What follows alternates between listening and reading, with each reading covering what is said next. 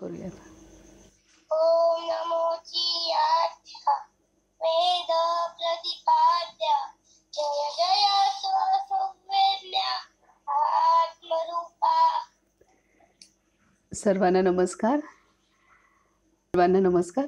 बाबा मुक्तानंद आपणाला त्यांनी दुसऱ्या भागामध्ये भगवान नित्यानंदांनी त्यांना कसं घडवलं हे सांगितलं. आणि काल आपण पाहिलं की बाबा मुक्तानंदांनी आश्रमाची स्थापना केली, ती सुद्धा गुरु आज्ञा पालन करण्यासाठी त्यांनी केलेली आहे. आणि ज्यावेळी त्यांनी संन्यास दीक्षा घेतली त्यावेळी त्यांनी ठरवलं होतं की ते कुठलाही आश्रम कधी स्थापन नाही करणार आणि साधेपणाने ते जीवन निरासक्त जीवन असं जगणार आहेत. परंतु भगवान नित्यानंदांची इच्छा होती की पुढील कार्यासाठी आश्रम होणं आवश्यक आहे. आणि त्यामुळे मग आपल्या गुरूंच्या इच्छेसाठी आणि त्यांच्या योजनेनुसार त्यांनी गुरुदेव सिद्धपीठ हे गणेशपुरीच्या जवळच भगवान नित्यानंदांनी जी जागा त्यांना सांगितली होती तिथं त्यांनी स्थापन केलं. आणि त्यातून आपल्याला त्यांनी सांगितलेलं की गुरु करणं म्हणजे नेमकं काय, ही पण व्याख्या त्यांनी सांगितली. की त्यांना असं वाटत होतं की आपण अनुग्रह घेतला आणि आपल्या गुरूंच्या मार्गदर्शनाखाली आपण आपली साधना करून आपली प्रगती साधणं एवढाच मर्यादित अर्थ त्यांना गुरु करणे असं बाबा मुक्तानंदांना वाटत होता. परंतु जेव्हा ते भगवान नित्यानंदांच्या सहवासात आले आणि तेव्हा त्यांना जाणवलं की गुरु करणं म्हणजे आपलं संपूर्ण आपल्या जीवनातील प्रत्येक निर्णय आणि गुरूंची आज्ञा जी असते, त्यांच्या योजना ज्या असतात त्यानुसार आपण आचरण करणं, हे गुरु करणं आहे. साधना तर आहेच आहे, तो एक भाग झाला.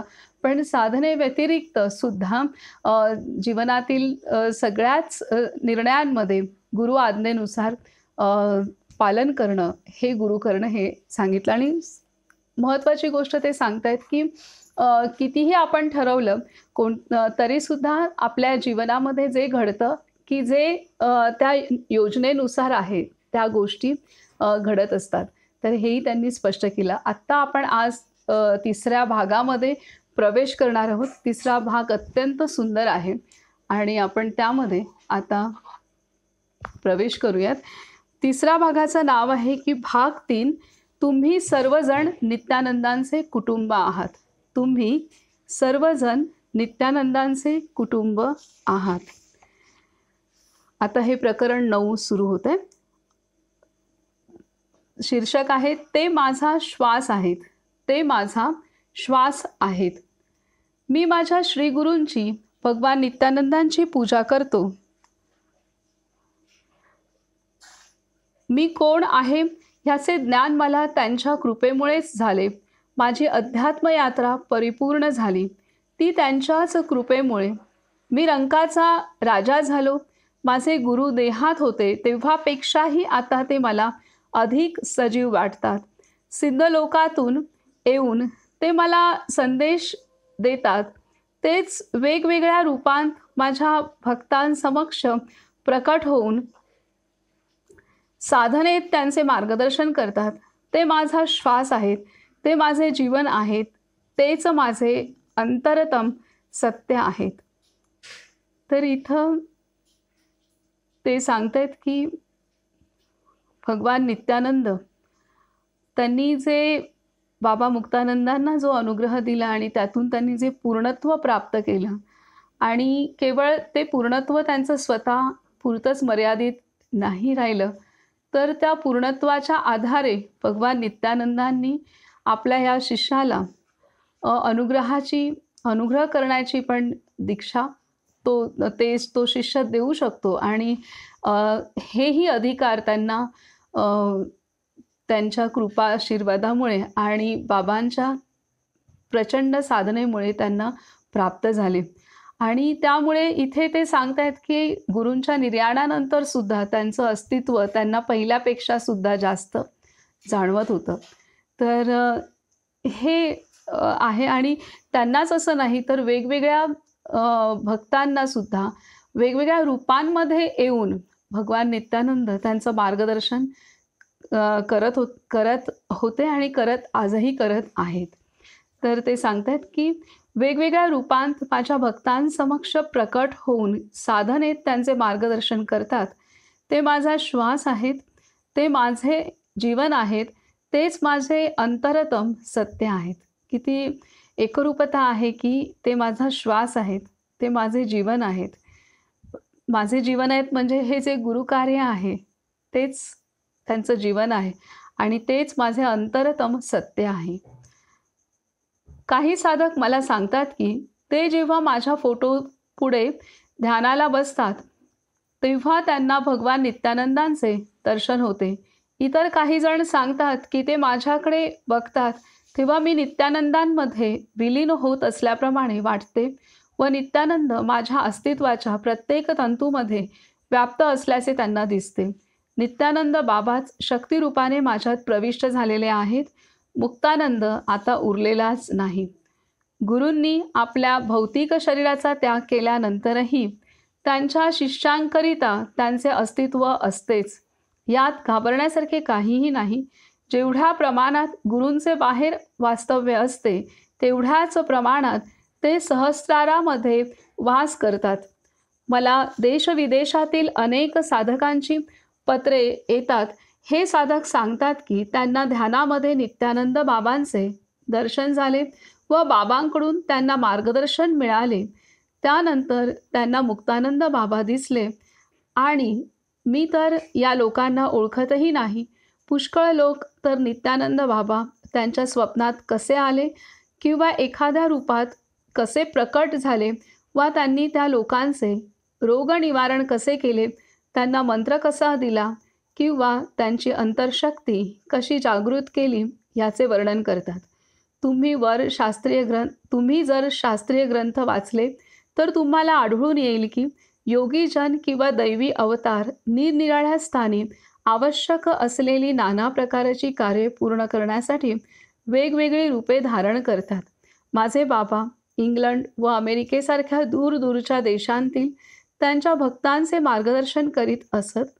एकदा तर त्यांनी एका माणसाला तो विमानातून प्रवास करीत असताना दृष्टांताद्वारे मार्गदर्शन दिले. चितिशक्तीचे सामर्थ्य अगाध आहे आणि ती अनंत चमत्कारांनी युक्त आहे. साधकाचा प्रामाणिकपणा, त्याची श्रद्धा व त्याचा विश्वास यानुरूप ती त्याला निर्भय बनविते. त्याच्या भावना व त्याची समज यानुसार ती गुरुरूपाने त्याला उपदेशही देते आणि त्याचे मार्गदर्शनही करते. गुरु त्यांच्या विशिष्ट रूपात बराच काळ राहतात. सिद्ध लोकात राहणारे सगळे सिद्ध महात्मे आपापल्या विशिष्ट रूपात बराच काळ राहतात. ज्या लोकांना स्वप्नात आणि ध्यानात माझे बाबा दिसतात, ते लोक याची पुष्टी करू शकतात. हे इथे बाबा मुक्तानंदांनी सांगितलेला आहे. विशेष भर ते सांगतायत की जेव्हा देहात गुरु नसतात आणि ते त्यांचं निर्वाण होतं, तर त्यानंतरही त्यांचं कार्य अविरतपणे चालू असतं आणि ते सूक्ष्म देहाने सर्वत्र, उलट पहिल्यापेक्षा देहात असण्यापेक्षा देहात नसताना त्यांचं कार्य हे अजून व्यापक होतं, अजून विशाल होतं आणि ते कुठेही जाऊ शकतात असं ते कार्य होतं. आणि त्यामुळे आपले सर्व संतांचे अनुभूती ह्या आपल्या परदेशात असलेल्या साधकांना पण होतात.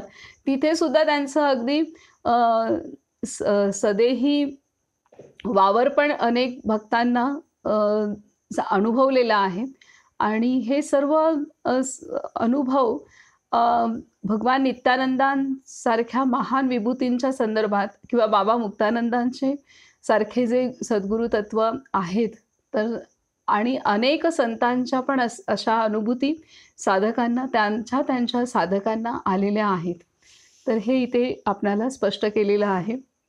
आणि इथे महत्त्वाची गोष्ट त्यांनी सांगितलेली आहे की जेव्हा बाबांचा फोटो साधक पाहायचे आणि तेव्हा बाबांचा फोटो पाहत असताना त्यांना, त्या साधकांना तिथे भगवान नित्यानंद पण जाणवत होते, दिसत होते. कारण बाबा भगवान नित्यानंदांशी एवढे एकरूप झाले होते आणि त्यांनी आपल्या गुरूंची वचनं, त्यांची प्रत्येक आज्ञाचं इतकं पालन केलं होतं की भगवान नित्यानंद त्यांच्या प्रत्येक पेशीमध्ये अ, अधिष्ठित झाले होते आणि तिथे मुक्तानंद हा उरलाच नव्हता, असं बाबा सांगतायत. त्यामुळे ते पूर्णतः नित्यानंदमय झाले होते आणि साधकांना सुद्धा बाबांचा फोटो पाहिल्यानंतर भगवान नित्यानंदांची अनुभूती ही येत होती. हे इथे महत्त्वाची गोष्ट आहे. आणि असंच सर्व संतांच्या बाबतीत आहे, की आपण ज्ञानेश्वरी वाचली तर तिथे सुद्धा माऊली प्रत्येक अध्यायाच्या सुरुवातीला, शेवटी आपल्या गुरूंच्या विषयी जितकं गुणगान गाते, जितकी कृतज्ञता व्यक्त करते, तितकी ती अपूर्णच वाटते तिला. तर त्याच्यामुळे प्रत्येक आपले जे महान संत झालेले आहेत, त्या महान संतांच्या प्रत्येक हालचाली त्या गुरूंच्या अ, सोबतच आहेत आणि गुरूंच्या आठवणीशिवाय किंवा गुरूंच्या साथीशिवाय ते कुठलंही हालचाल, शब्द उच्चारण करणं, कुठला विचार, कुठली हालचाल ही करत नाहीत. पूर्णतः ते त्यांच्या इतके ते एकरूप होऊन किंवा ते गुरुमयच झालेले असतात. गुरु त्यांच्या अंतरी वास करत असतात हे आपणाला पदोपदी लक्षात येतं.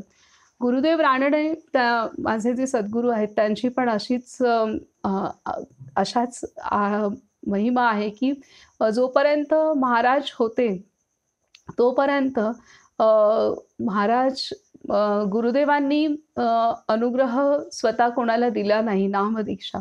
महाराजांकडे ते पाठवायचे आणि महाराजांच्या निर्याणानंतर सुद्धा गुरुदेवांनी स्वतःहून नाम असं दिलं नाही. त्यांना आता कोणताही शिष्य किंवा कोणतीही व्यक्ती त्यांच्या समोर आल्यानंतर जर तो त्याला नाम देण्याचा अधिकार किंवा त्याचं जर पूर्वजन्म सुकृत तसं असेल की ह्याला नाम दीक्षा देणं आहे, तर गुरुदेवांना ते नाम दिसायचं किंवा कानात ऐकू यायचं. परंतु असं जरी असलं तरीसुद्धा ते डायरेक्ट त्या साधकाला स्वतः ते नाम देत नसत. तर त्यांचे 2 शिष्य खूप उच्च कोटीचे शिष्य होते. त्यांच्या कानात किंवा त्यांना लिहून ते नाम त्यांना द्यायचे चिठ्ठीवरती आणि मग ते शिष्य त्यांना अनुग्रह द्यायचे, ते नाम द्यायचे आणि त्यानंतर गुरुदेव सांगायचे की तुम्ही महाराजांना नमस्कार करा, महाराजांना जाऊन नमस्कार करा. त्यांनी स्वतःला सुद्धा नमस्कार करून घेतला नव्हता. तर हे गुरुदेवांचे एवढे अधिकारी संत आहेत की त्यांनी सुद्धा शेवटपर्यंत महाराजांनाच म्हणजे त्यांचे गुरु महाराजांनाच नमस्कार करणं आणि अशा पद्धतीने त्यांचं आचरण हे होतं. तर इथे हीच गुरु शिष्यांच्या संदर्भातली एक नातं आणि आपले गुरु त्यांच्या निर्वाणानंतर सुद्धा हे संत आपल्या गुरूंशी एकरूप कसे असतात हे इथे स्पष्ट होते. पुढे ते सांगतात की तुम्हाला जर हे जाणून घ्यायचे असेल की माझे बाबा कोण होते, तर तुम्हाला त्यांच्यासारखे व्हावे लागेल. तुम्हाला जर हे जाणून घ्यायचे असेल की माझे बाबा कोण होते, तर तुम्हाला त्यांच्यासारखे व्हावे लागेल. नित्यानंद बाबा काय होते, त्यांची स्थिती कशी होती, हे जाणण्यासाठी प्रेमाच्या शक्तीद्वारे आपल्या अंतरंगात प्रवेश करण्याचा प्रयत्न केला पाहिजे.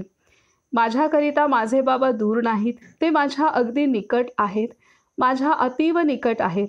माझ्या दृष्टीने ते कुठेही गेलेले नाहीत, ते अजूनही माझ्यासोबत आहेत. ते माझ्या संपूर्ण अस्तित्वात नखशिखांत व्याप्त आहेत. ते माझ्या शरीराच्या रोमात माझ्या रक्ताच्या प्रत्येक कोशिकेमध्ये आहेत. आपण रोज नित्यानंदाय गुरुवे याने सुरू होणारा मंत्र म्हणतो. आपण याकडे बारकाईने लक्ष दिले पाहिजे. या 2 शब्दांचा अर्थ आहे की नित्यानंद हे गुरु आहेत. बहुधा लोक गुरूंना एखादा शिक्षक किंवा काही उपदेश देणारी व्यक्ती समजून भ्रमित होतात. परंतु गुरु हे केवळ शिकविणारे शिक्षक नसून ते आपला अंतरात्मा देखील आहेत आणि त्याचबरोबर ते परमेश्वरही आहेत. गुरूंचे नाव नित्यानंद या नावात गहन अर्थ सामावलेला आहे. त्यांच्या नावातील पहिले तत्व आहे नित्य. नित्य म्हणजे शाश्वत, अनंत, चिरस्थायी, स्थायी ते असते जे सर्व स्थानी, सर्व काळ, सर्व रूपांमध्ये आणि सर्व पदार्थांमध्ये जसेच्या तसेच टिकून राहते. बाकी सर्व अस्थायी असते. जे अमेरिकेत विद्यमान आहे पण भारतात नाही, त्याला नित्य म्हणता येणार नाही.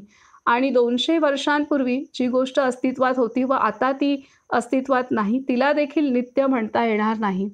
जे शरीरात आहे पण या फुलामध्ये नाही, ते नित्य असू शकत नाही. जो अपरिवर्तनशील रूपाने सर्व स्थानांमध्ये, उच्च व नीच अशा सर्व गोष्टींमध्ये, भूत, वर्तमान आणि भविष्य अशा सर्व काळात वास करतो, तो नित्य आहे, तो स्थायी आहे. गुरु केवळ नित्यच नाहीत तर ते आनंदही आहेत. ते परम आनंदपूर्ण आहेत. खरे तर आनंद हेच त्यांचे खरे स्वरूप आहे. तेच आपल्या शिष्यांना बंधनापासून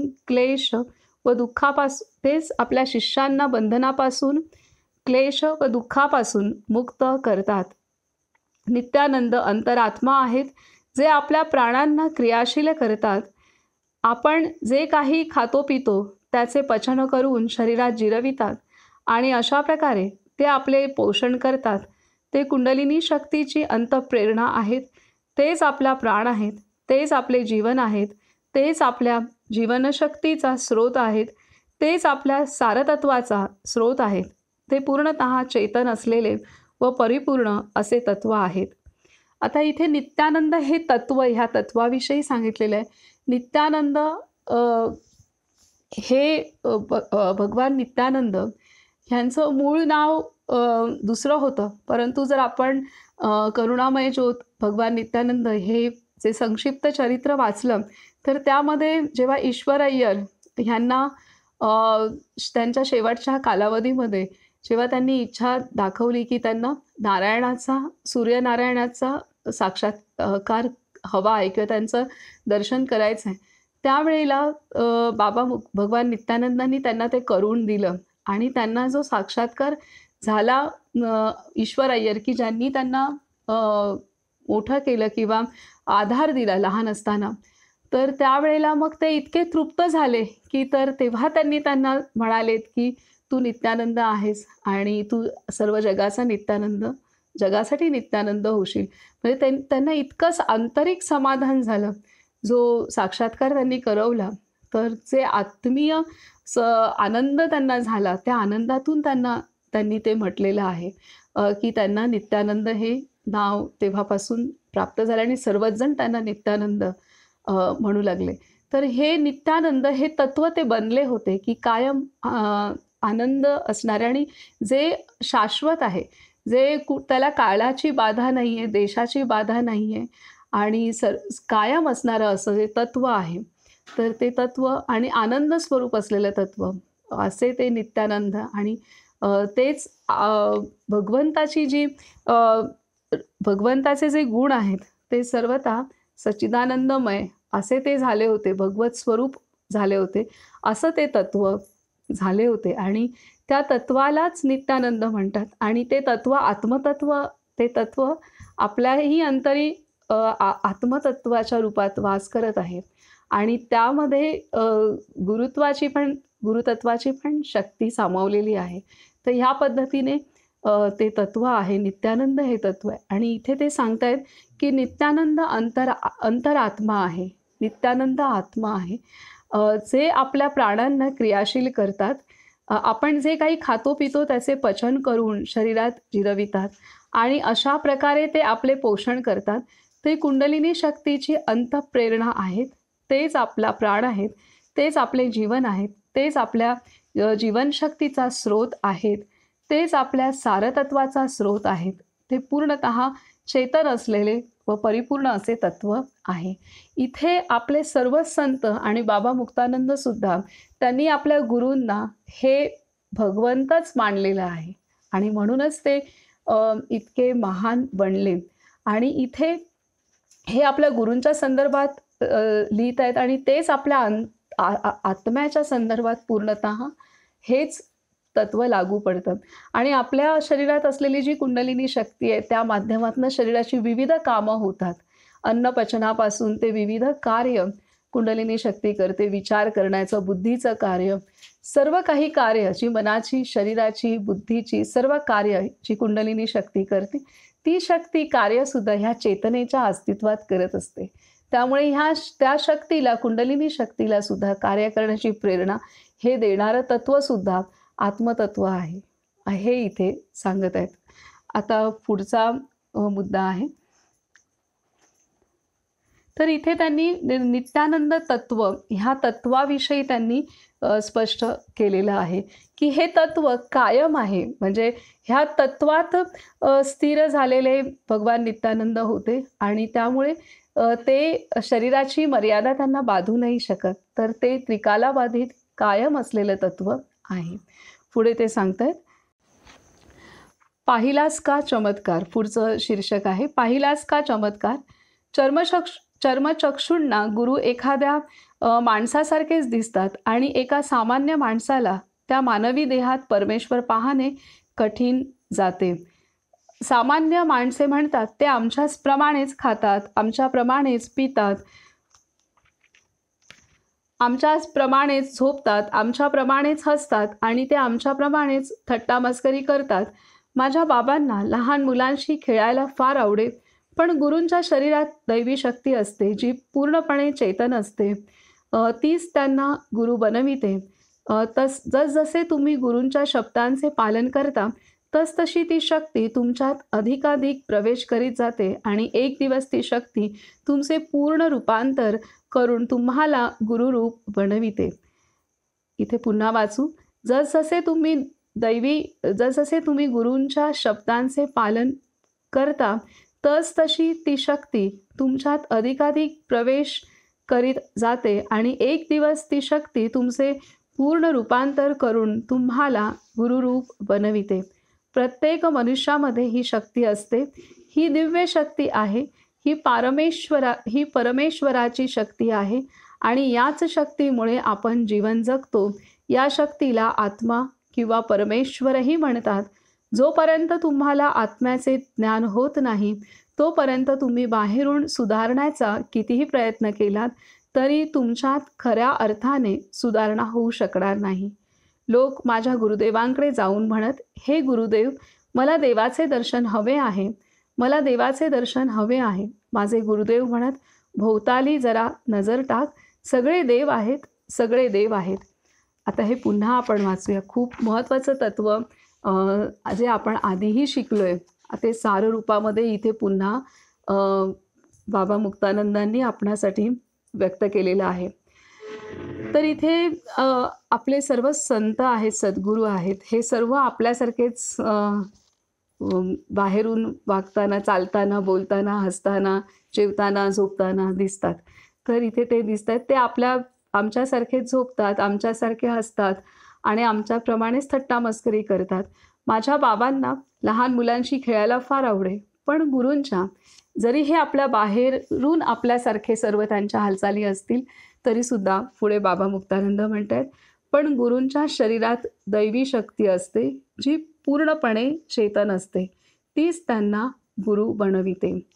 तीच त्यांना गुरु बनविते. गुरूंच्या शरीरात दैवी शक्ती असते जी पूर्णपणे चेतन असते. तीच त्यांना गुरु बनविते. जसजसे तुम्ही गुरूंच्या शब्दांचे पालन करता तसतशी ती शक्ती तुमच्यात अधिकाधिक प्रवेश करीत जाते आणि एक दिवस ती शक्ती तुमचे पूर्ण रूपांतर करून तुम्हाला गुरुरूप बनविते. प्रत्येक मनुष्यामध्ये ही शक्ती असते. ही दिव्य शक्ती आहे. ही परमेश्वराची शक्ती आहे आणि याच शक्तीमुळे आपण जीवन जगतो.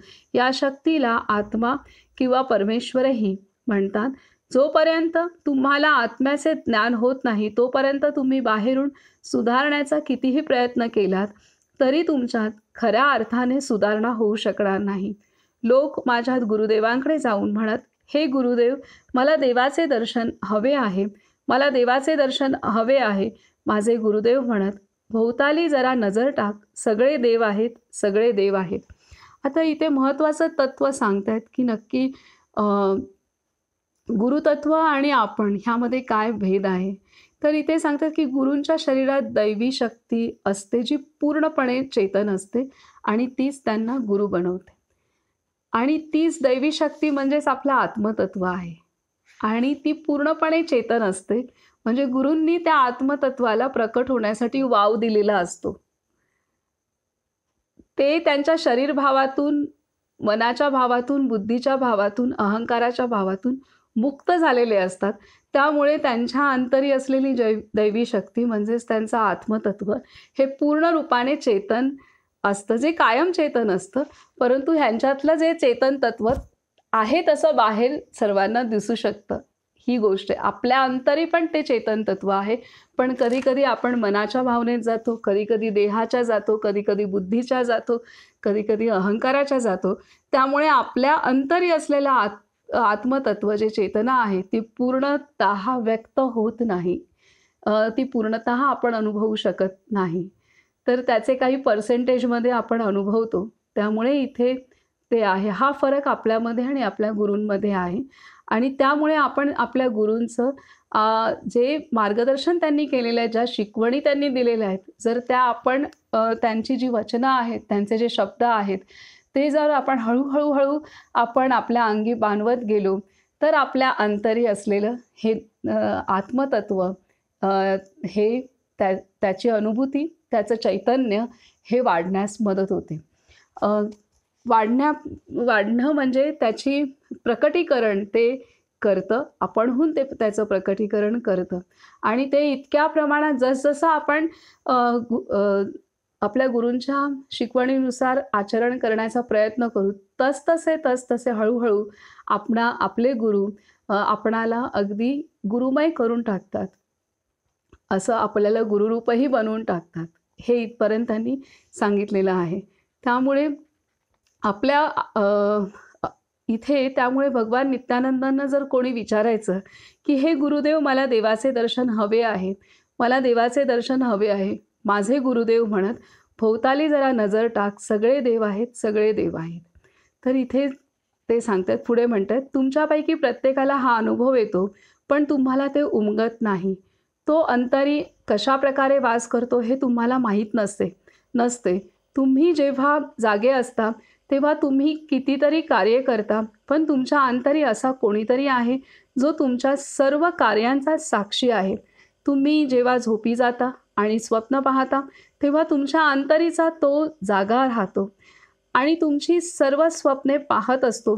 तुम्ही जर त्याला जाणलेत तर तुम्ही जर त्याला जाणलेत, तुम्ही जर त्या ज्ञात्याला जाणलेत, तर तुम्ही सर्व काही जाणता." तर इथे आत्मतत्वाविषयी त्यांनी सांगितलेलं आहे, की हे आत्मतत्व त्याची पूर्ण चेतना जेव्हा व्यक्त होते, तेव्हा आपण सर्व काही जाणू शकतो आणि तेव्हा आपल्याच अंतरी गुरुतत्व हे प्रकट होत असतं. तर रूपानेच म्हणजे आत्मतत्वामध्ये गुरुतत्वसुद्धा सामावलेलं आहे आणि त्याच्यामुळे इथे बाबा मुक्तानंद सांगतायत, की जोपर्यंत आपण आपल्या आत्मतत्वाला जाणणार नाही, त्याची अनुभूती घेणार नाही, तोपर्यंत आपण बाहेरून कितीही सुधारण्याचा प्रयत्न केला, तरी खऱ्या अर्थाने सुधारणा होऊ शकणार नाही.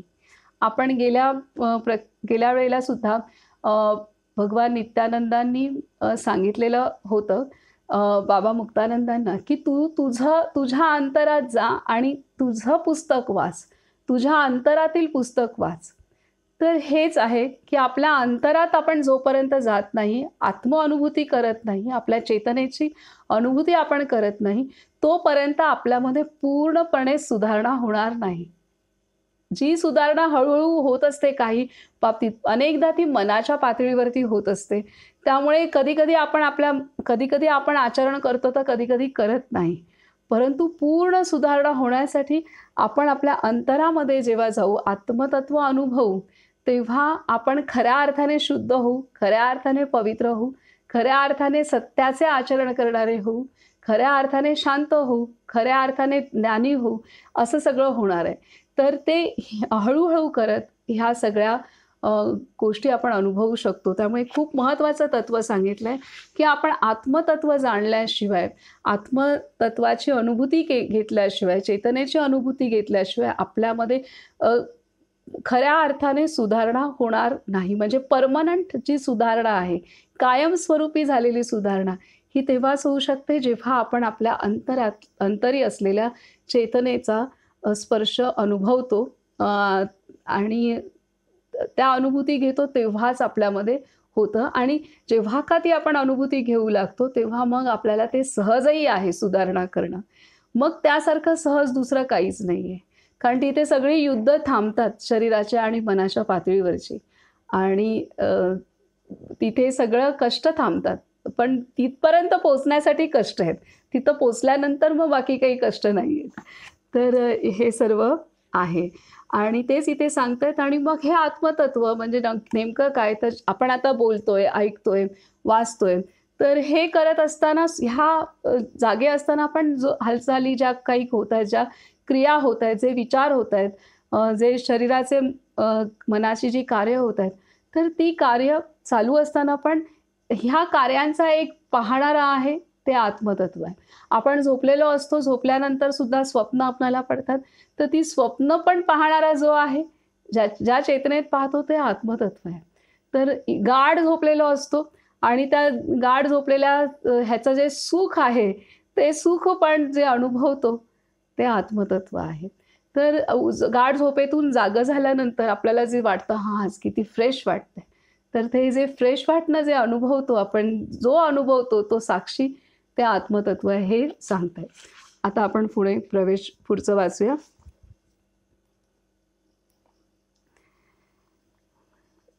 आता इथे त्यांनी सांगितलेलं आहे, की ह्या आत्मतत्वामध्येच गुरुतत्व पूर्णतः व्यक्त होत असतं. तर हे आणि सांगितलं आहे, की त्याच्यामुळे अंतरात जायचं आहे आणि देव सर्वत्र देव आहे. भोवताली जरा नजर टाक, सगळे देव आहेत, सगळे देव आहेत. तर इथपर्यंत आपण आलो, की आता पुढे सांगते. गुरु सर्व गोष्टींमध्ये व्याप्त आहेत. प्रत्येक जड व चेतन वस्तूत ते व्याप्त आहेत. कधी-कधी जेव्हा नित्यानंद बाबा दर्शन देत, तेव्हा कोणी म्हणत, "बाबा, किती दिवसांनी तुमचे दर्शन झाले." यावर बाबा म्हणत, "का? तू जिथे होतास तिथे मी नव्हतो का? तू ज्या वस्तू पाहत होतास त्या वस्तूंमध्ये मी नव्हतो का? ज्या लोकांना तू पाहत होतास त्या लोकांमध्ये मी नव्हतो का? तुझे पिता ब्रह्मा आहेत, तुझी माता ब्रह्मा आहे, तू ब्रह्मा आहेस. सर्वजण ब्रह्मा आहेत, सर्व गोष्टी ब्रह्मा आहेत. तू त्याला अजून कुठे शोधतो आहेस?" एकदा मी माझ्या गुरूंबरोबर नदीकाठी फिरायला गेलो होतो. रस्त्याच्या कडेला एक मोठा दगड होता. ते म्हणाले, "हा दगड पाहिलास? चमत्कार पाहिलास? ब्रह्मांडीय चेतनेची कृती पाहिलीस? इथे ती दगड बनली आहे. इथे माणूस बनली आहे आणि तिथे ती झाड बनली आहे. ती हे सर्व जरी बनली असली तरी तिच्या चैतन्याच्या परिपूर्णतेत कुठलीच उणीव नसते." ते म्हणत, "सर्वजण राम आहेत, मोठे तसेच लहानसुद्धा. राम तुझा आहे, राम माझा आहे. वस्तुतः हेच वेदांताचे सार आहे." नित्यानंदांनी सर्व पदार्थांचे रहस्य जाणले होते. त्यांना त्या अंतर्द्रष्ट्याबद्दल, त्या ज्ञात्याबद्दल पूर्ण बोध होता. त्यांचे व्यवहारातील कौशल्य विविधतेत एकत्व या वेदांताच्या दृष्टिकोनावर आधारलेले होते. ते म्हणत, "कोणाच्या जवळही जाऊ नका किंवा त्याच्यापासून दूरही जाऊ नका. कोणाशी शत्रुत्व करू नका किंवा मैत्री जोडण्यासाठीही धडपडू नका. भेटवस्तू मिळविण्यासाठी धावू नका किंवा दिल्याबद्दल गर्वाच्या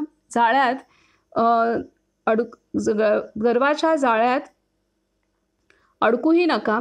दुसऱ्यांमध्ये दोष पाहू नका आणि त्यांचे गुणगान करून त्याबद्दल स्वतःला शाबासकीही देऊ नका. वाईट गोष्टींपासून सर्वथा दूर राहा, पण त्याचबरोबर चांगल्या गोष्टींविषयी आसक्तही होऊ नका. प्रत्येक क्षणी म्हणत राहा, हे राम, हे राम. रामाला कधीही विसरू नका. स्वतःचे नव्हे तर ईश्वराचे चिंतन करा." इथे पुन्हा वाचू आपण, की इथे ते सांगतायत, की कोणाच्या जवळही जाऊ नका किंवा त्याच्यापासून दूरही जाऊ नका, कोणाशी शत्रुत्व करू नका किंवा मैत्री जोडण्यासाठी धडपडू नका, भेटवस्तू मिळविण्यासाठी धावू नका किंवा दिल्याबद्दल गर्वाच्या जाळ्यात अडकूही नका, दुसऱ्यांमध्ये दोष पाहू नका किंवा त्यांचे गुणगान करून त्याबद्दल स्वतःला शाबासकीही देऊ नका, वाईट गोष्टींपासून सर्वथा दूर राहा, पण त्याचबरोबर चांगल्या गोष्टींविषयी आसक्तही होऊ नका.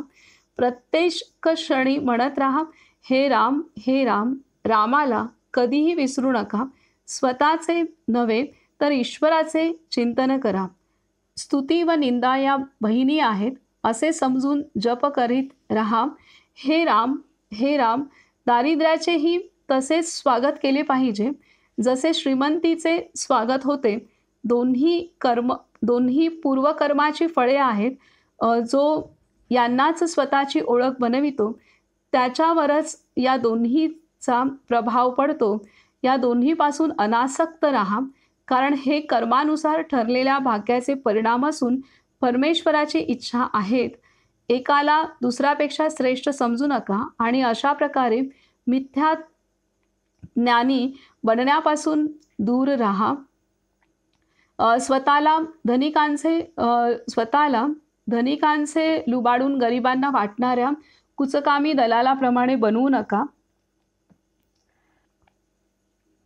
धनिकांचे धन आणि गरिबांची हलाखी पाहून क्षुब्ध होऊ नका. सतत म्हणत राहा, हे राम, हे राम, हे राम.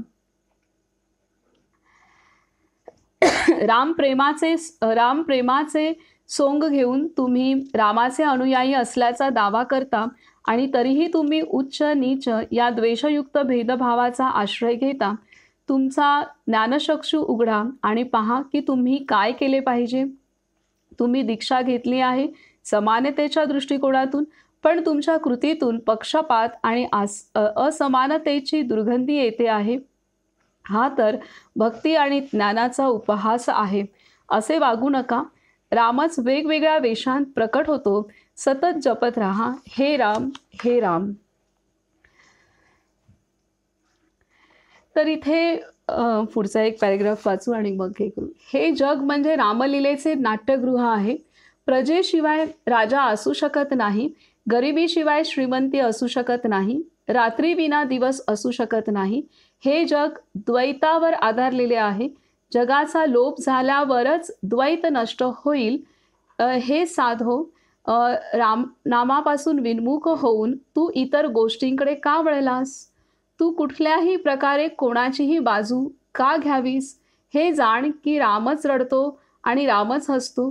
तू रामनामाचा त्याग का करतोस? रामाच्या दिव्य नामाचा जप करीत राहा. रामाच्याच इच्छेनुसार सर्व चालते. आधीच तुझे बरेच आयुष्य निष्फळ निघून गेलेले आहे. तुझ्या मृत्यूकरिता जास्त काळ उरलेला नाही. तू रामामध्ये भेद का पाहतोस? सर्व काही राम आहे. खरोखर सर्व रामच आहे. नित्यानंद बाबा हेच सांगत असत.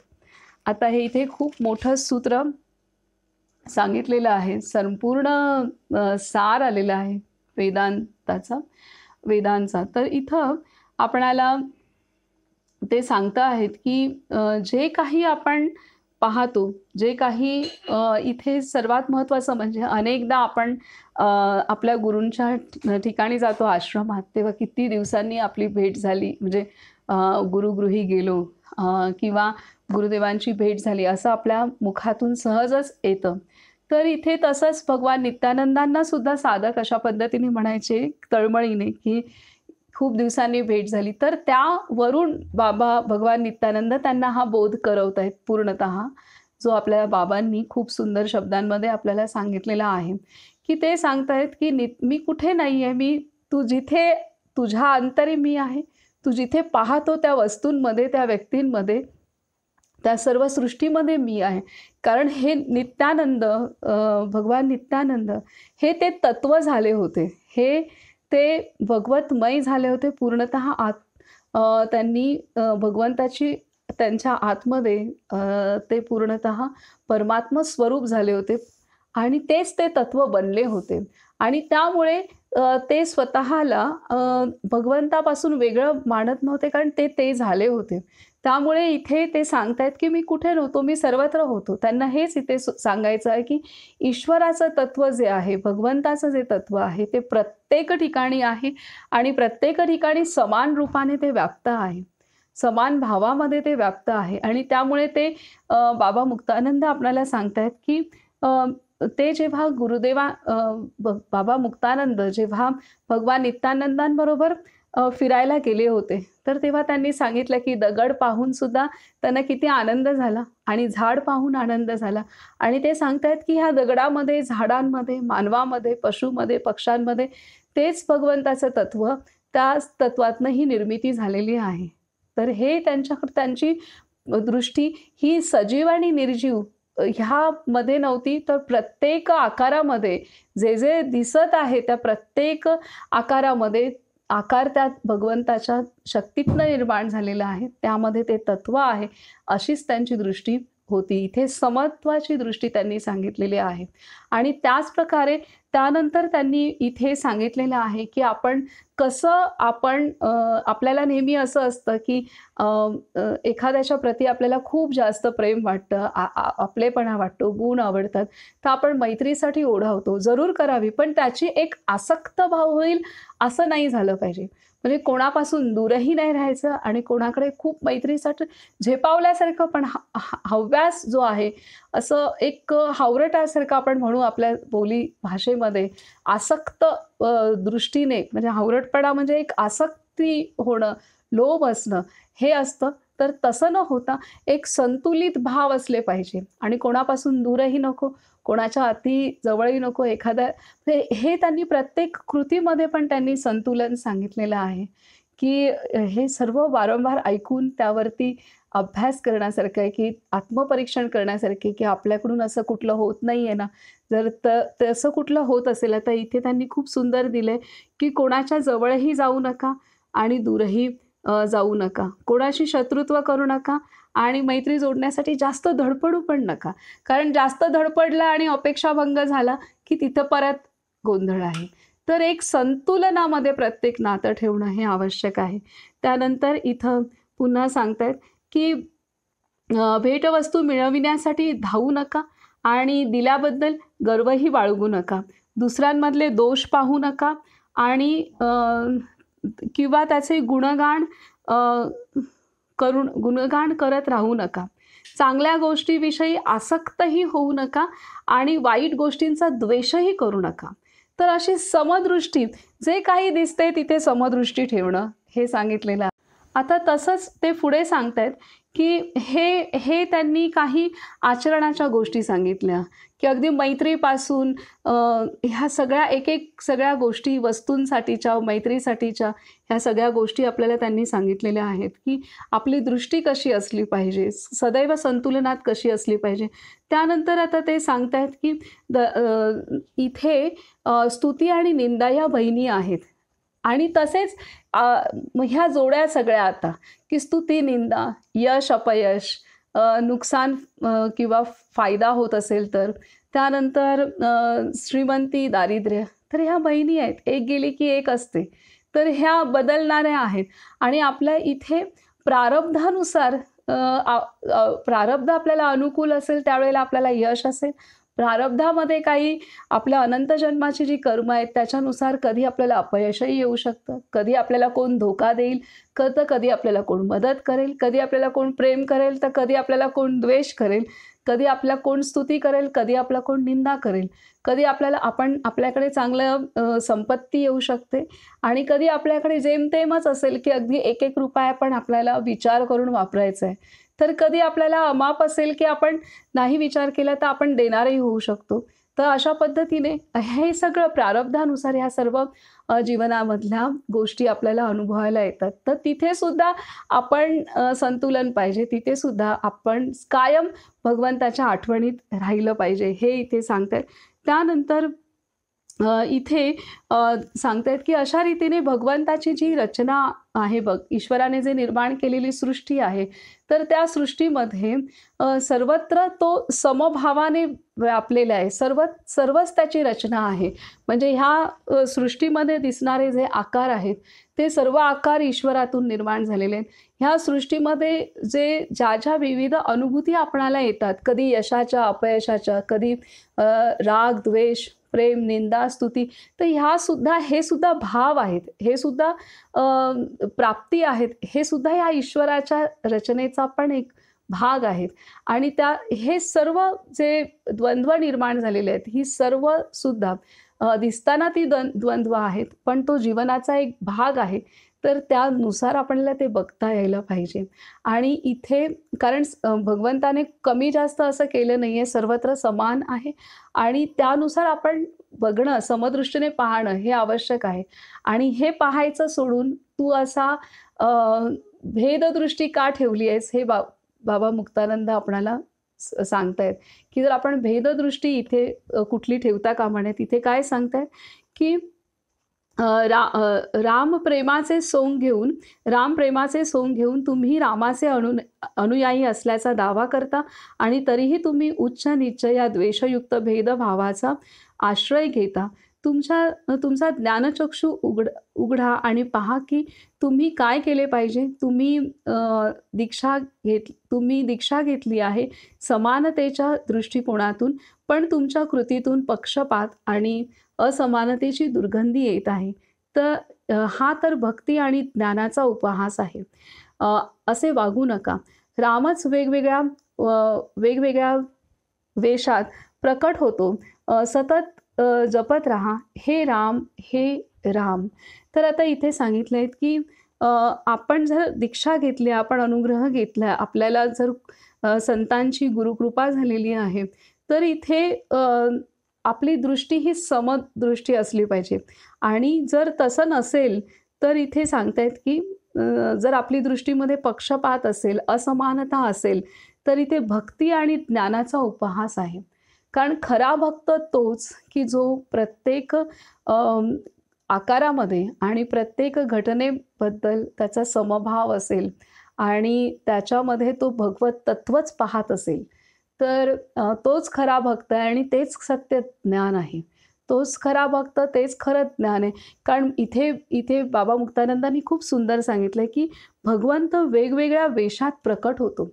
हे जे प्रकटीकरण आहे, कधी यश मिळणं, अपयश मिळणं, द्वेष, प्रेम, निंदा, स्तुती, जन्म, मृत्यू, हे सर्व वेगवेगळे वेश आहेत, वेगवेगळे प्रकटीकरण आहेत ईश्वरीय तत्वाचंच किंवा ह्या सृष्टीच्या नियमांचं.